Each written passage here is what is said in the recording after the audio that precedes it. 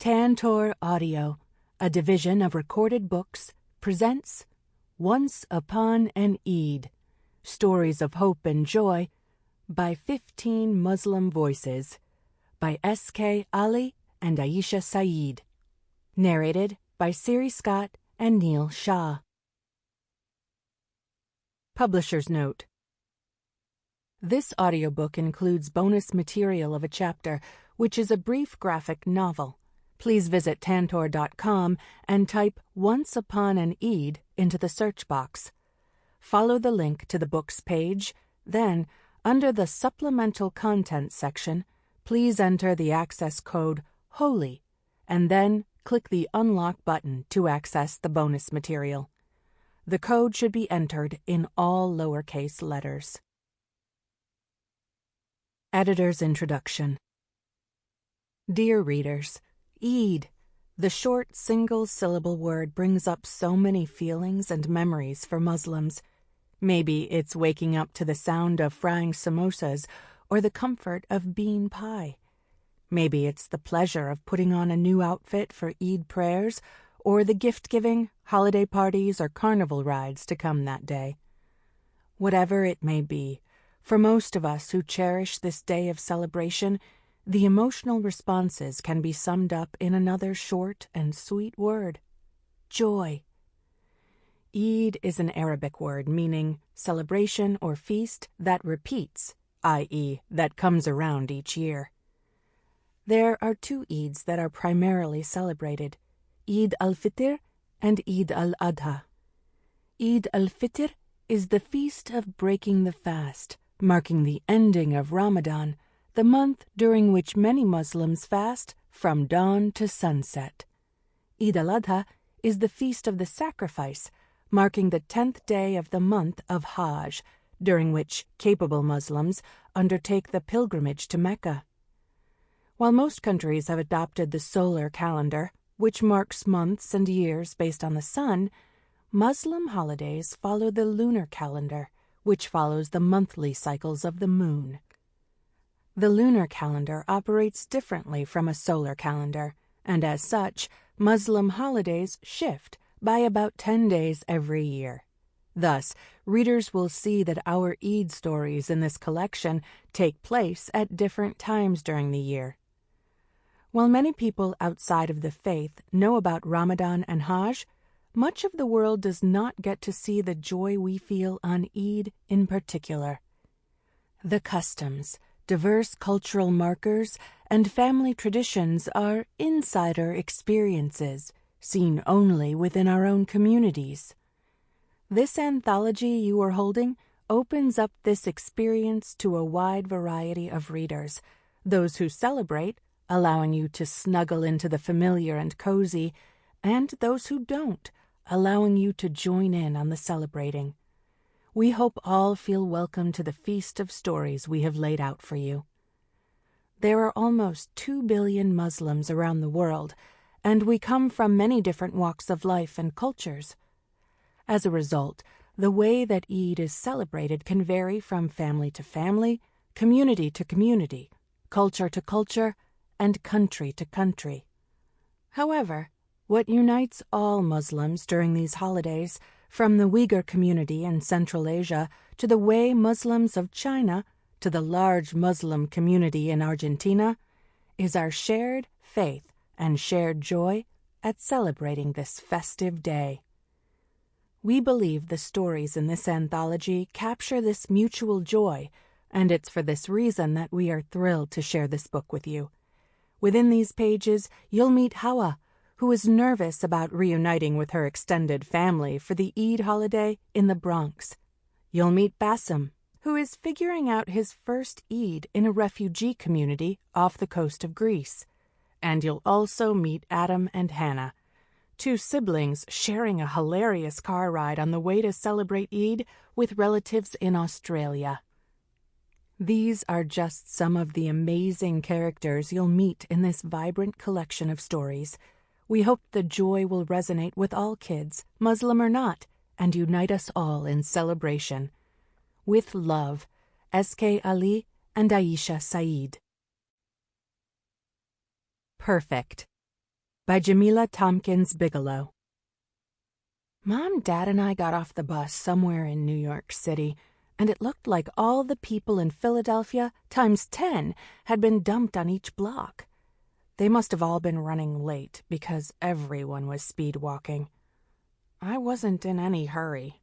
We were spending Eid here, in a strange city, with new family who didn't act much like family. Mom tripped after long-legged Dad, a former New Yorker who strode through the crowds wheeling a large suitcase. Wearing my lime green sneakers and a matching hijab that whipped behind me in the spring breeze, I followed with a supermodel strut. I imagined the people rushing past me, stopping and cheering for me. Hawa, the 12-year-old black American hijabinista on the runway. "Hurry up, Hawa," Mom yelled. "Stop trying to be cute." I ignored her, adding a sachet to my step. We followed Dad down the steps to a grimy, dark underground station and sprinted toward the roar of an arriving train. "Train to the Bronx," Dad explained as we hopped inside. I sat between Dad and Mom, who pulled out her phone and opened up her language app for the 10th time this trip. I couldn't stop myself from rolling my eyes. "Say it with me. Tunante, tunante." Mom was almost shouting, like Senora Moreno in 6th grade Spanish. I repeated her quietly. Maybe I could disappear into my jeans if I stared at them long enough. "You're not even trying, Hawa." I looked pleadingly at Dad. "She's doing okay. Don't worry, Amina," my father said to her, his African accent thick.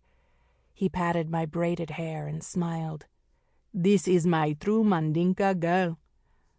I didn't feel like a true Mandinka anything, but I smiled back. My father's wide, childlike grin makes me smile even when I don't feel like it. "Amadou, how's she gonna talk to anyone?" Mom asked, her North Philly accent thick too. "Your aunt don't speak a word of English." Why couldn't Mom stop worrying about Dad's family? Last year, when we first met Dad's side of the family, they weren't worried about Mom. Mom was gripping her phone a bit too tightly. I rubbed the back of her dark headscarf the way she sometimes does to mine. Her grip stayed tight. "I can talk for us," Dad said. "And Mariama speaks some English. Hawa can talk to Fanta. Fanta speaks perfect, like an American." I held back a groan. I just want Hawa to be proud of all the parts of who she is. Mom looked hard at me. "You are Black American and Mandinka. Both are strong cultures. Love all of you, Hawa." Mom turned back to her phone, squaring her shoulders and saying the words on her app to herself now. It was hard to love the idea of spending my Eid with Dad's family from Guinea tomorrow instead of spending it with my best friends, Sana and Kalila. I would miss the park where almost all of Philly's Black American Muslims gathered each Eid to celebrate in their best clothes. I smiled when I thought about my Eid dress. A shimmery coral abaya with a matching jacket so long it reached the floor. I still couldn't believe Mom had let me get it, along with a turquoise purse and turquoise sandals. Mom always says I do too much when it comes to color. She likes dark and simple hijabs and abayas. We were on that rocking train for so long, I was almost dozing when Dad shot up from his seat. "We are here." I took a deep breath. This year would not be a repeat of the last. Dad's family was waiting outside the train station. Old Mama Dusu, Dad's aunt, and her son, my Uncle Kaba, Aunt Mariama, Kaba's wife, and their 4 little sons, and of course, perfect Fanta.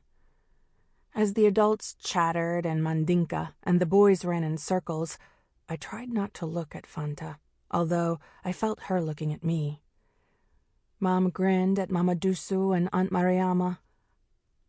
"Assalamu alaikum, tunante la," she said slowly and carefully. Her way of saying it sounded more Philly than African, but Mom was smiling like she had said a magic spell when she asked them how they were doing. Mama Dusu and Aunt Mariama gasped and then laughed. I squeezed the handle of my suitcase. "Welcome, my sister," Aunt Mariama said, hugging Mom tightly. Mama Dusu, unspeaking but smiling, took Mom's smooth brown hand with her two wrinkled ones and stared into her eyes, telling her welcome in her own way. I realized then that their laughs were warm, kind ones. Fanta was laughing too. I made my eyes into slits, letting her know I wasn't playing any games after what she did last year. Fanta raised her eyebrows, then looked down. The women began talking fast, with Aunt Mariama slipping back and forth between English and Mandinka to include both women in the conversation. Mom's smile was huge now. "Come, talk to your cousin. Don't be shy." Dad grabbed my hand and pulled me toward Fanta. "Uncle Amadou, I missed you," Fanta squealed. Then, as if I were a little girl and not her same age, she exclaimed, "And Hawa, you're almost as tall as me now." I gritted out a grin. Almost. I was nowhere close. I had inherited my mother's short roundedness, not like Dad's family, who all had long, thin bodies. "You two look more alike each day, both so beautiful," Dad continued. Fanta looked down. She probably knew he really meant her. Fanta had the kind of face that YouTubers show you how to paint on, with all the contours, except she didn't have any makeup on. Her dark skin glowed naturally. My dark skin was just dark, no glow. Mom calls my features striking.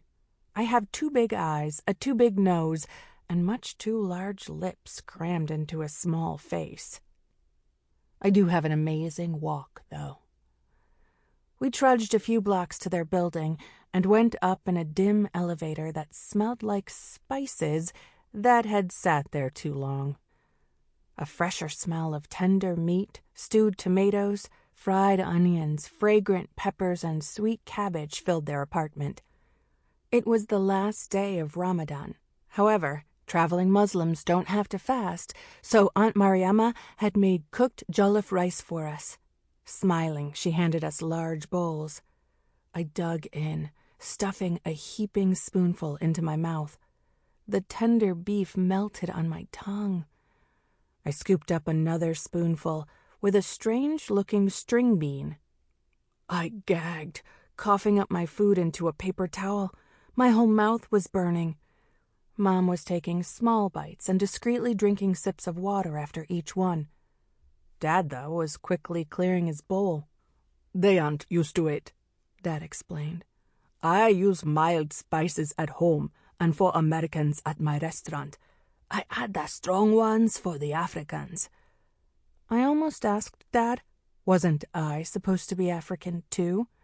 So much for being a perfect Mandinka girl. Aunt Mariama looked pained. "It's good, Aunt Mariama," I said. I nibbled on a small spoonful, blinking back the tears in my eyes. "If you can't take spice, have plantains. I made them," Fanta suggested with that smile again. "Thanks," I mumbled. The sweet, soft plantains did help, and that annoyed me. How could a girl my age make plantains like that? "Fanta, you cooking already?" Mom asked. "Yes." Fanta's eyes lit up. "I love cooking. I'm baking cupcakes for Eid." "She used to watch me cook and learned how to cook African food. Now she watches cooking shows and cooks American foods too," Aunt Mariama explained, pride in her voice.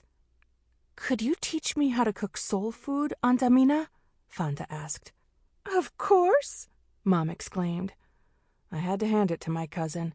No one was a better suck-up. "You hear that, Hawa?" Mom said. "It's time you learned how to cook, too." "No, thanks," I said. Fanta looked away, then stared at the floor. Mom glared at me until I looked away. I knew I was being rude, but I couldn't stop myself. After our meal, Mama Dusu, Aunt Mariama, and Fanta took Mom and me into a bedroom.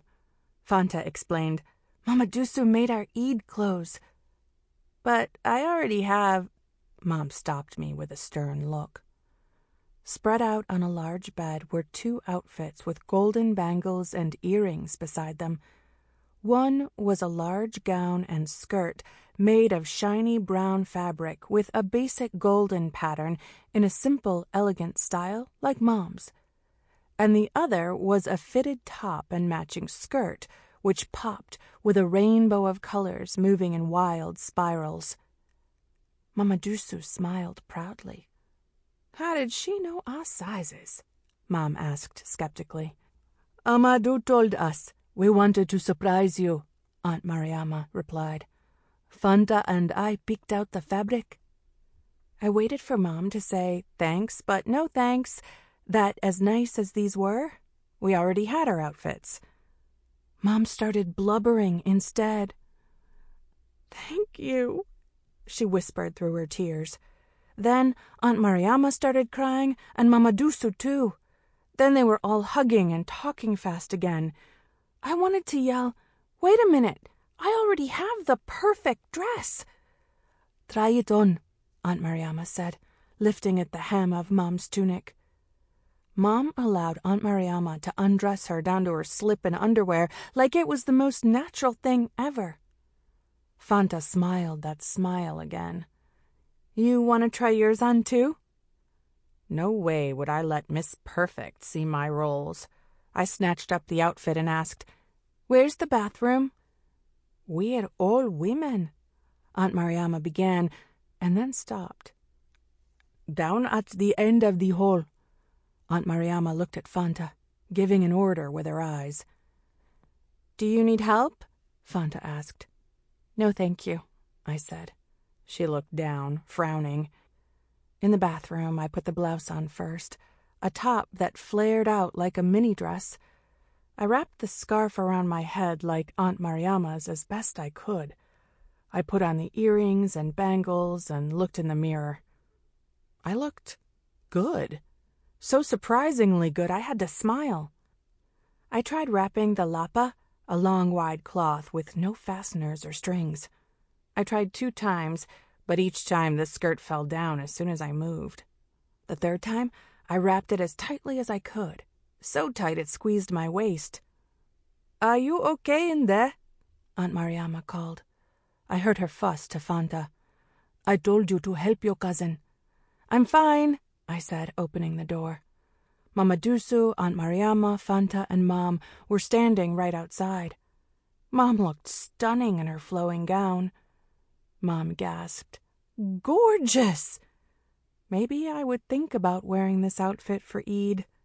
Maybe. I took a step forward and toppled face first to the floor. I couldn't move my legs at all. "Are you okay? We have to show you how to wrap it," Aunt Mariama said, trying to help me up, humor in her eyes. The 4 of them looked at each other and then exploded into laughter. "How, I'm sorry," Mom said, trying to catch her breath. I wriggled to my feet and took pigeon-toed steps back to the bathroom, which made them laugh harder.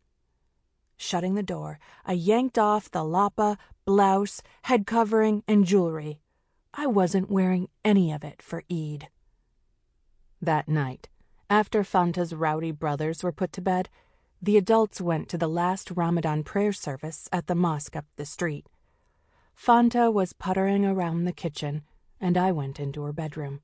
We would be sharing it that night. I noticed another outfit of shiny purple fabric hanging up on the closet door. Fanta's dress. I decided to pull out my own Eid clothes to make sure there weren't any wrinkles. I took the coral abaya out of my suitcase and laid it out on the bed. I was just about to take out the matching jacket when Fanta walked in with 2 plates, a chocolate cupcake on each. "I snuck us some early Eid treats," she said, pressing a plate into my hand. She noticed my abaya, and her face dropped. She plastered on her usual smile and said, I was just going to show you how to wear your lapa." "I already have an outfit," I said. She gaped, then glared. "Why are you always like this?" "Like what? I just want to wear my own dress." "You think you're too good for us." "Me? I'm not the one always acting like Miss Perfect." "What does that even mean? I try to be nice, and you're never nice back." "Nice? You? You upset my mom last time we were here." "How? She didn't say anything the whole time she was here. Neither did you." I imitated her mousy voice. "You don't speak Mandinka? No French? Only English? Ha ha ha." I didn't mean it like... I continued to mock her. "You're the only child? Africans don't do that. Ha ha ha." "I didn't say that to your mom." "You said it to me, and you all laughed, and she heard you. At least we don't have a bajillion kids in one little apartment." "Wait a minute," Fanta snapped. "At least we're not too good to eat your greasy food. You and your mom didn't even touch Mom's food last time, and she was up all night making it. We ate your nasty, oily plantains anyway." "Stop! Stop, stop! That's not nice!" Fanta yelled, flailing her arms. A cupcake flew onto the bed, right smack dab in the middle of my abaya. She gasped. "Oh, I didn't mean to." With a growl, I lunged at her. She turned to run, but I tackled her fast. I mashed cake into her face again and again. "Get off!" Fanta threw me off of her. She swiped the cake from her face and held me down as she smeared it on mine. I twisted around to get free, dropping my plate. I leapt to the bed. Standing on top of it, I grabbed 2 gobs of cake from my abaya and wound up my arm like a pitcher. "No!" Fanta shrieked. I lobbed both chunks at the outfit hanging on the closet. She snatched my plate from the floor. I dodged one chocolatey throw, then another, but one hit me square in the nose. Fanta pointed and cackled. I wiped my nose. "Well, you look a mess, too." She touched her face, smearing even more icing on it. I laughed then. I scooped cake off of my face. Licking it, I said, "You cook as good as you throw." We both laughed then. Laughed until we fell onto the bed. Laughed until we were crying. "I'm sorry," she finally said. "Me too." "No, not just for this. For last year. We didn't know much English when we met you. I said some mean things so I wouldn't feel stupid." We were embarrassed too, so we didn't talk. "I'm half Mandinka. I should know some words." "You're lucky to have 2 cultures." My mom says I need to love both of them. "Your mom is smart. Nice, too. I said that thing about Africans having lots of kids because I was jealous. You get your mom and a whole house to yourself, and we're all crammed into this apartment." "Mom can't have kids easy. I'm her miracle," I said quietly. "We learned that later. Uncle Amadou was so upset. We've been trying to make it up to Aunt Amina and you." "Well, what do we do now?" I asked. Chocolate was on the walls and floor. My abaya and her gown were ruined.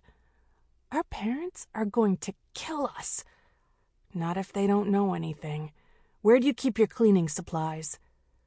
We scrubbed the floor and walls, and the room looked normal in minutes. I washed the stains out of Fanta's purple gown and my abaya in the bathroom sink. Fanta wrung them out and sighed. They won't be dry in time for tomorrow. I had an idea and ran into Fanta's room. I took down the lapa that had been behind her gown and placed it next to my untouched shimmery jacket. Cute! The next morning, Fanta spun around in her purple lapa and my coral jacket, which came down past her knees. "I'm beautiful like you now." "Me? You're the pretty perfect one." "Oh, please. Everyone knows you're the pretty one, Hawa." Fanta said, and she meant it. Squat down low, she said, while wrapping my lapa as tight as possible. When I stood, the skirt was wound tightly around my waist, but I walked easily. I looked amazing in Fanta's full-length mirror, and yet something was missing. I found the turquoise shoes and matching purse in my suitcase. Their color popped with my African outfit. We celebrated Eid in a park in the Bronx where many other West Africans went, wearing dazzling colors against dark skin. Food was spread out on tables, many African dishes and sweets, and also Hawa's cupcakes and the bean pies Mom had made from an old family recipe. Mom was radiant as she laughed with Aunt Mariama and Mama Dusu, who was eating her third slice of bean pie. And I knew then what Mom meant about loving all of me. Fanta introduced me to two of her friends, whose looks reminded me of Sanna and Kalila. Without thinking, I said, "Tanantela." "Tanaste," they replied. Fanta smiled. At first, I thought she was mocking me, but then I realized her smile was warm and kind. Maybe it always had been. Fanta spoke. The way you said that, it was perfect. Yusuf and the Great Big Brownie Mistake by Aisha Saeed. Eid lights twinkled along the curved entrance of our family room. Our last Ramadan meal now behind us, everyone was hurrying to finish up last-minute preparations for Eid. My father arranged the wrapped presents by the fireplace. My nanny sat on the rocker next to him, hemming the kameez my big sister Roshan was wearing the next morning. And me? I was helping my mother make our traditional Eid brownies for brunch the next day. Roshan stood across from me on the other side of the island, layering blueberries on the tart she'd spent all evening working on. This was the first year she wasn't making Eid brownies with us. It was her loss, I reminded myself. The tart would probably taste fine, as good as a dessert with fruit in it could, but it wasn't exactly a secret that Eid brownies were our family's favorite dessert. "Ready?" my mother asked me. A red apron was tied around her waist, and she held a white mixing spoon in her hand. Roshan glanced over at us. "Eid brownie time?" "Feeling jealous?" I teased her. "Yeah, I'm jealous when I'm the one who decided to move on," she retorted. "Come on now. The more dessert the better, in my opinion," my mother said. She pulled her cooking binder off the shelf and flipped to the brownie recipe. "We don't need that," I told her. "I know the recipe by heart." "Can't be too careful with one of the most important items on the menu." Well, that was true. We got to work quickly, sifting the flour and cocoa, cracking eggs, and melting the butter before stirring it all together. My mom liked to pull out photos from when I was a little kid, with powder all over my face from the mixing. But now I was 11, and there wasn't so much as a speck of dust on me. "How's it going?" my father asked, stepping into the kitchen. He looked over my sister's shoulder. "Roshan, that dessert looks too pretty to eat." "The blueberries won't stay still." Roshan frowned. "They wiggle every time I try to pick up the tart. The cream will set in the fridge, and you can readjust the berries in the morning," my mother called out to her. "But we all know the brownies will taste the best," I said with a grin. "Do you hear him?" Roshan complained. "Yusuf." My father reached over and mussed my hair. "What?" I asked. "No one's ever made a tart before. Eid brownies are called Eid brownies for a reason." "Roshan worked hard," my mother said.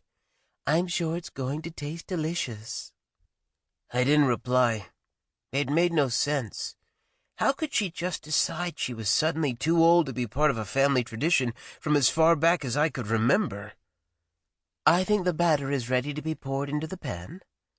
My mother put a hand on my shoulder and looked down at the metal mixing bowl. "Are you sure you don't want to bake them now?" Tomorrow's a busy day. Sample complete. Ready to continue?